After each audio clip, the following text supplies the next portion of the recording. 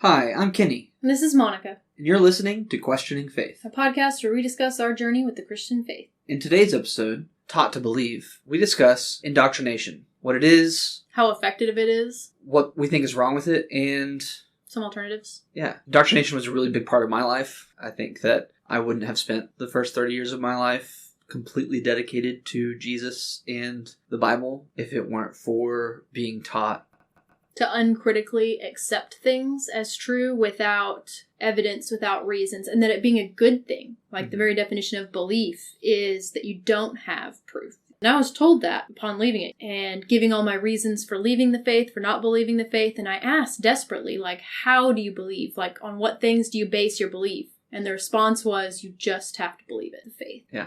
So that's what we get into in today's episode. And we hope you guys enjoy listening to our discussion on indoctrination. So, what is indoctrination? I suppose I think of indoctrination as telling people what to believe and telling them how things are versus teaching them how to figure it out on their own. Instead of teaching them how to think, it's what to think. Yeah, instead of providing students with the tools that they need to discover the truth themselves, it's telling them, here's what the truth is. I think there's an added aspect of, if you don't believe this to be true, you are evil. You are in sin. Right. You are deserving of some kind of punishment. Right. You're an outsider. You're shunned. There's an added threat? There's a threat to it. And there's an aspect of fear that goes along with it that is kind of a catalyst to making people follow along. Right. What are the means by which you think that people are indoctrinated into Christianity today? Or what means have we used in the past, traditionally, to indoctrinate people into the faith? Oh, man. Well, it just starts with children. Right. It's that's always the foundation starts with children. Of any faith is get them when they're young. Yeah. That's a big part of the Christian Bible and the Old Testament, the Hebrew Bible, is teach them when they're young. Mm-hmm. Deuteronomy 6 talks about meditating on the Word of God in the morning and in the evening, having it bound around you, and then training up your children in it. Right. So that they'll follow after it. There's also, in Proverbs, there's teach a child the way he should go, and as an old man, he will continue following it. Right. The Bible completely confirms that indoctrination works. Right. And we see that in reality, in the real world setting, whatever faith you're brought up in, you're likely to stick to. Right. To fully answer that question, today as far as what I grew up in, VBS every summer, where we would do Bible drills. You have to know where the books of the Bible are. Right. And you'd get a reward for it. Mm-hmm. You have to memorize verses. Right. Memorize the Roman road. And, this is the path to salvation. Mm-hmm. Or I think maybe the most prominent thing that we see in American Christian Protestant culture today is the Answers in Genesis Museum in Kentucky. Ken Ham building a replica of what he interpreted the ark to look like. Mm-hmm. And has turned it into a museum to teach children to come and learn about what quote-unquote real history is. Mm-hmm. Which is just what the Bible teaches, and then taking some scientific data and misrepresenting it to then confirm their claims. Mm-hmm. And then rejecting anything else that would counter their claims. Right. Where do you see indoctrination? Well, in addition to parents, which most parents in America are, even if they're not a strict denomination, but most are believers, even if they don't go to church or act out their faith in the ways that we would have thought that faith was acted out. They'll still say there's some sort of deity for the most part. And so they'll pass along God is real from the time their kid asks anything. And so from the time they're young, kids are told, well, this is true. There is a God. Maybe we don't even know much about him if you're a super liberal believer. So aside from just parents pushing that on kids when they're young and telling them that has to be true, I also see it just in our government in general. It's plastered around the culture. It's everywhere. Everywhere that you look. From the Pledge of Allegiance, one nation under God, which the under God was added in the 50s or 60s to appease the Christian. Right. And then It's on our money. It's on our money, and God we trust. Police uniforms cars, and police cars. It's just everywhere you see this notion that God exists. Yeah. There's quite a bit of it in a lot of schools in the U.S. And I think that there's been a lot of progress to try and remove that to the consternation of many conservative fundamentalist believers of trying to remove prayer from schools, or at least prayer led by a teacher or led by a member of staff, right? Trying to remove that. But, I mean, it still exists all over the place. I mean, in a school where, I mean, yeah, there's see you at the polls, where most certainly there are staff members who are heavily involved in it. Right. And then you have, at graduation, there's almost always a prayer. Major community events, there's prayer. And we're in the Bible Belt, so if you are living somewhere else, you know, that might not be true. But for us, we're in Texas, and so even though there's not supposed to be faculty-led prayer, it happens all of the time. Like when we do a new school building, there'll be a prayer over the grounds. Like just everything will incorporate God in some way or another when you're in the Bible Belt. So yeah, it's all over the place. And I mean, indoctrination isn't just isolated to religion, though. I mean, we indoctrinate children all the time. Right. I think things like saying the Pledge of Allegiance every day in a school is indoctrination in and of itself, like patriotism, like get them while they're young to be nationalists and like patriots, and so that later when you ask them to die for your country, it's already a piece of who they are. Right. To be strongly connected to their country. Yeah. Drilling it into their identity.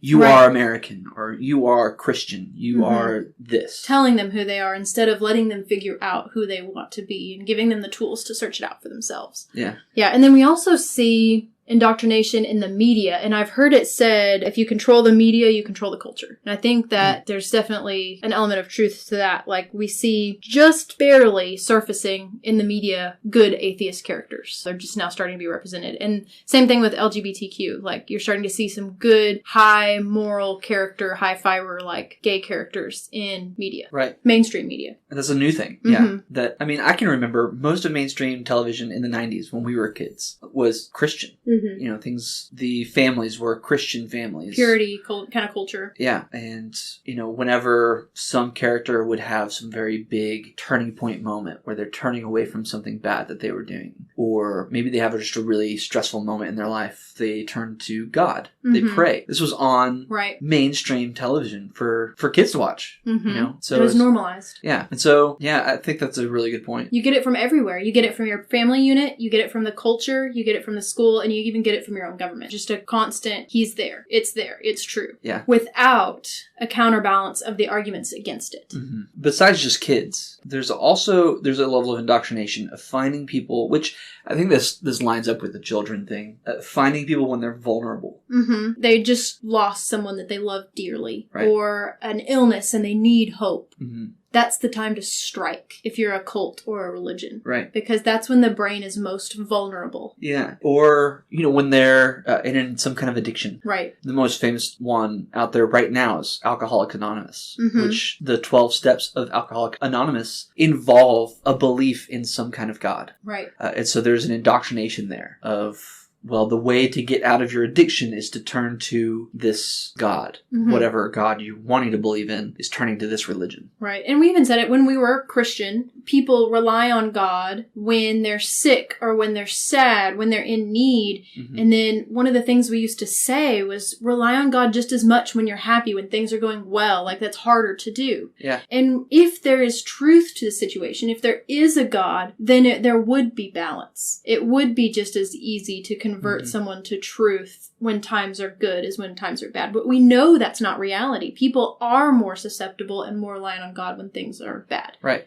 Because your brain is more susceptible to... Well, there's a comfort in turning to some higher power. Right. And you need that comfort. Right. When you're vulnerable. So much easier to convert somebody when they're in a weakened state. Yeah. Which says something about the quality of the belief. Yeah. The quality of the reality of the belief. I've been reading the autobiography of Malcolm X, and he is talking about how in the early days of the Nation of Islam in America, one of their most effective recruiting methods was finding addicts. And I mean, he talks about how it wasn't just, you know, we go and we tell them, if you would just turn to Islam, your addictions would be free, but they would take them through these steps that would lead them into their religion. Right. They would pull them out of their contradiction. And the way that they would present it was the next logical step was Nation of Islam. Right. And I think that's just a testament to the power of indoctrination when someone's vulnerable. Right. Someone's coming out of something where they were dependent on something. So make them dependent on something else. Redirect. Right. Which in the case of alcoholism, I'd almost, be Islam instead of an alcoholic. Like, that's as preferable, but I don't think it's doesn't either mean it's true. Yeah, it doesn't mean it's true, but right. It seems like a step up, though. Yeah, being a member of a productive religion that helps society in some way. Right. Except for the extremists, then, like in any religion, they help people.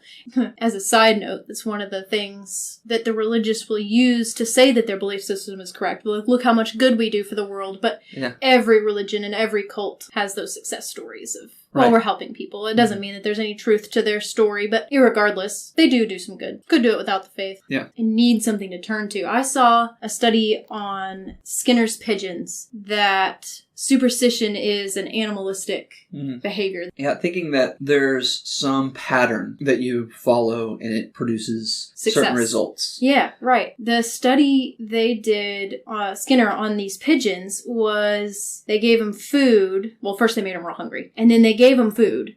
And it turns out whatever the pigeon accidentally did before the first couple of feedings, they would become superstitious about it. So let's say that a bird tripped over a twig and then got fed. They're going to fake trip over and over until they get fed again. Yeah, I think in the study, one of the most prominent ones was they would do this little head bob. Yeah, head bob back and forth 2 or 3 times, or 3 spins counterclockwise. Yeah. They had accidentally done it, or they were exercising, and then they got fed. Yeah, and so that's what they would do in order to try and get more food. It's kind of like rain dances. Like, you have people who do the rain dances, and then it worked one time. Or maybe they were dancing, and then it rained. So then it turns into a rain dance. And then they dance until it rains. So success! It worked. Yeah, and the interesting thing, though, is whenever the pattern doesn't work, at least for us humans, I don't know about the rest of the study, but like what seems to be the case for humans is whenever the pattern doesn't work, then indoctrination seems so powerful that the problem isn't with the pattern. The problem is with you or the way you did the pattern. Right. You must have messed up. You sinned in some way, so it broke the pattern. Or, like I saw it represented very well on the Vikings. Have you seen that show where Lagertha is praying to Odin and for something for her kids, and it does not work out? So she says Odin said no. Right. He heard my prayer. He rejected it. And then later on she prays for something else, and it does happen. Like she's praying for her husband to come home, and then he does come home. So Odin was kind and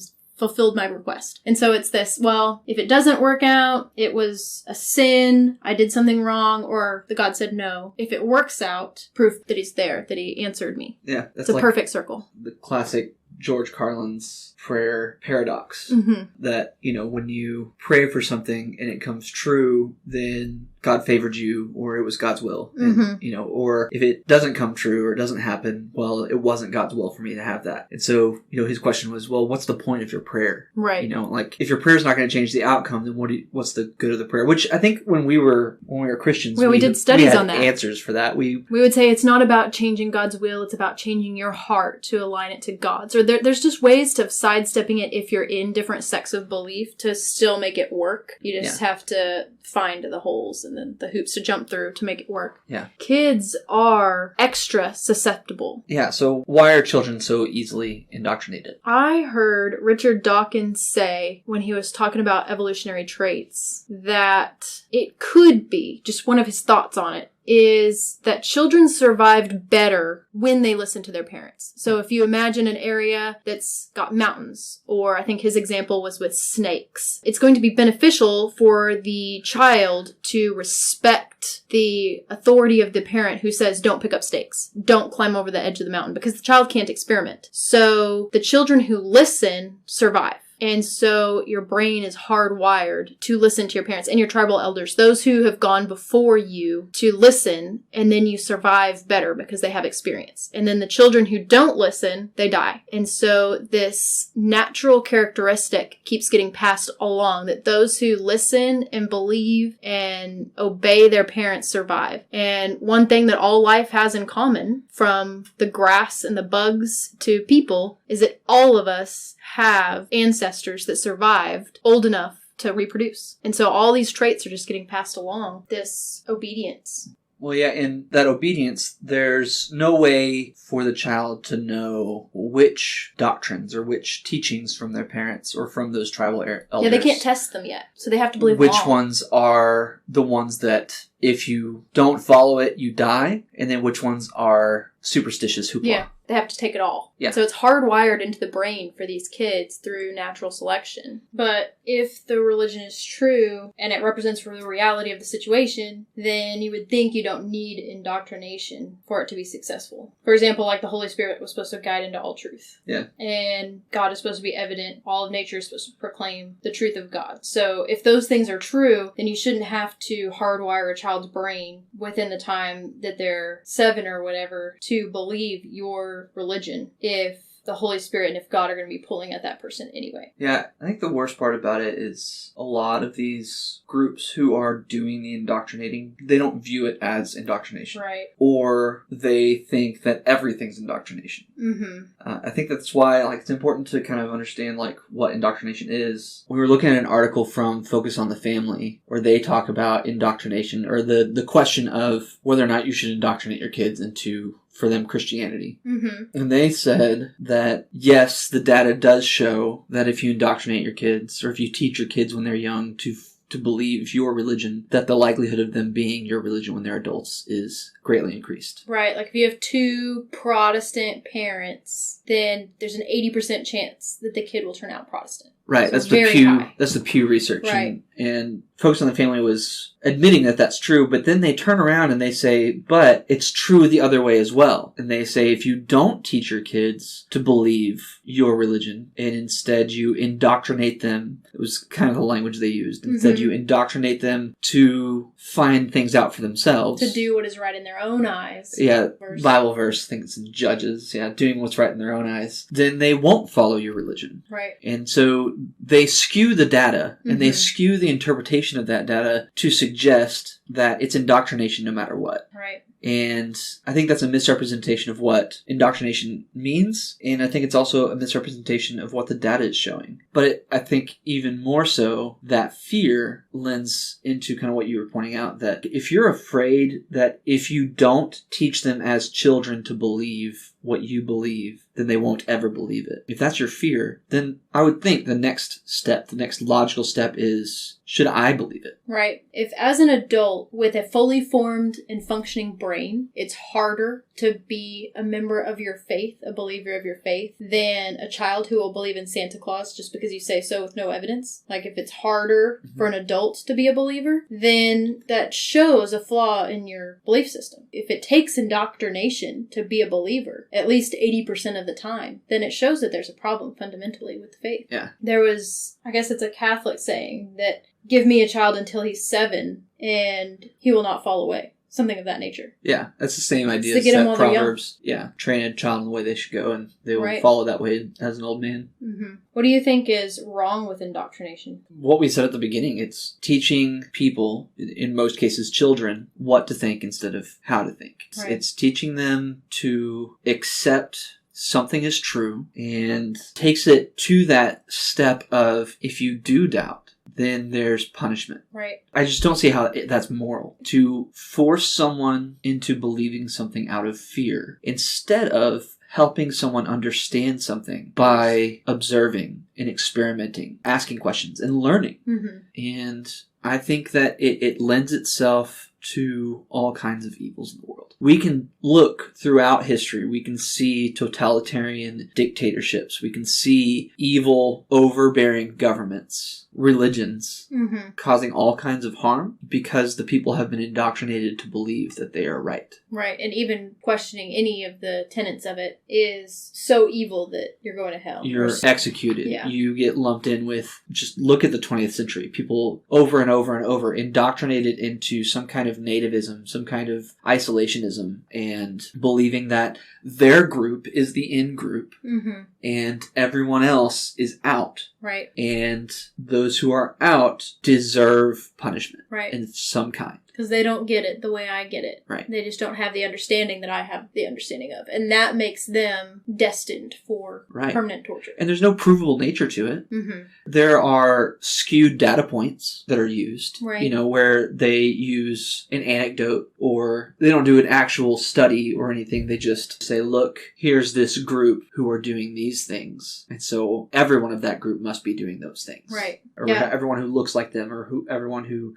talks like them or is from wherever they're from must be in that same category. Yeah, it traps people into their belief system or their mindset, political or not, and then makes them unable to question it well. Or really difficult to question it well. Scary to question it, you know? Mm-hmm. Yeah, it makes it scary to question it. We were terrified when we were questioning it. Yeah. Absolutely terrified. For multiple reasons. I mean, it wasn't just the fear of hell. Mm-hmm. I mean, that was a very real part of it. Like, well, okay, if we stop believing this, does that mean... Yeah, we're going to go to hell. Are we going to go to hell? Yeah. But then also the fear of, well, I'm out. Yeah, being ostracized, fear of not being in the in-group, the fear of not knowing what other people know. It made it to where it was very scary to question things on the fundamental level. Mm-hmm. And if you feel a fear to ask a question, it's probably a good sign you really need to ask that question. Yeah, exactly. Instead of shying away from it.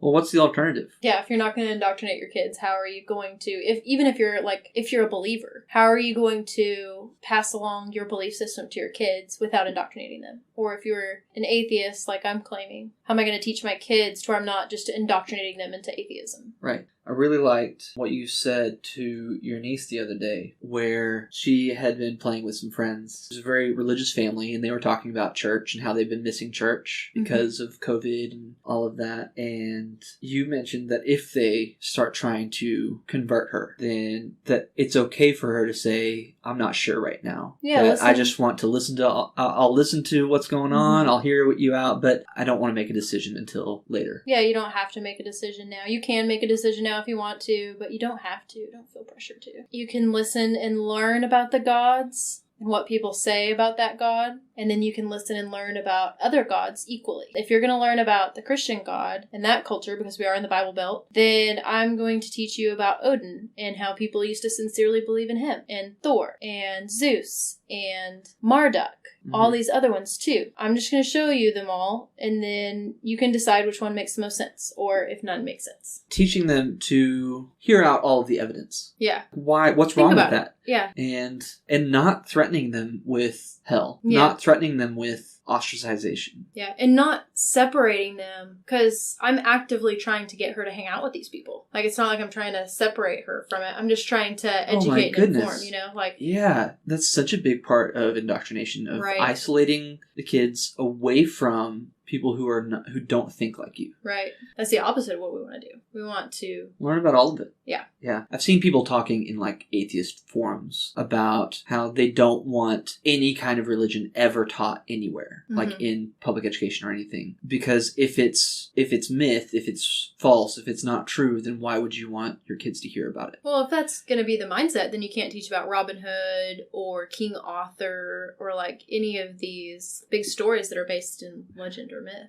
Right. And that's the point. Like, there's a value to learning about them without being taught that you also have to believe it to be true. Right. And that's one of the things that a former pastor did say one time, that how they taught about Santa Claus was they actually let their kid in on the secret that he's not real, and they just all played along as a family. And I really liked that. Then it actually provokes imagination. Yeah. What's funny is I really liked that at the time, because I thought, well, that reduces the likelihood of there being confusion between Jesus and Santa Claus. Between Jesus and Santa Claus, or Jesus and the Easter Bunny. Yeah, we would see little statues or stuff, like at the family Christian, of like Santa Claus kneeling before Jesus' altar. And we used to think that was so offensive. Like, yeah.